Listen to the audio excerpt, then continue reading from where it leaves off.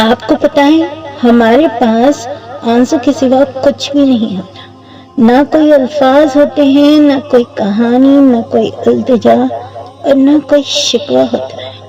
بس خالی ہاتھ ہوتے ہیں اور ذرا ذرا بہتے ہوئے آنسو ہوتے ہیں۔ دل تب اللہ سے بہت کچھ کہنا چاہتا ہے،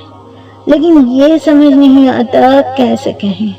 اتنی تڑپ ہوتی ہے اور اس تڑپ کے سامنے ہر دعا، ہر فریاد چھوٹی لگتی ہے، اور تب جی چاہتا ہے کہ بس اللہ یوں ہی سمجھ جائے، اللہ کو یوں ہی پتہ چل جائے کہ کتنی شدت سے ہمیں اس کا معجزے کی ضرورت ہے، کتنی شدت سے اس کی مدد کا انتظار ہے، اور شاید اس سے خوبصورت لمحہ کوئی نہیں ہو سکتا جب زبان خاموش رہے اور ہمارا اللہ سب سن لے، وہ نظریں پڑھ لے اور سب سمجھ جائے۔ آنسو سے بھری شاید کوئی بھی نعمت نہیں ہوتی،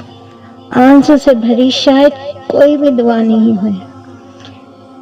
صحیح کہتے ہیں، انسان پوری کا پورا اپنی آنکھوں میں چھپائے ہوتا ہے، کیونکہ آنکھیں دل کا آئینہ ہوتی ہے، اور جن کے دلوں میں اللہ رہتے ہیں نا،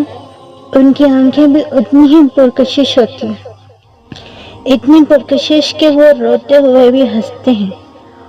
کیونکہ وہ اندر ہی اندر جانتے ہیں کہ اللہ نے سن لیا ہے،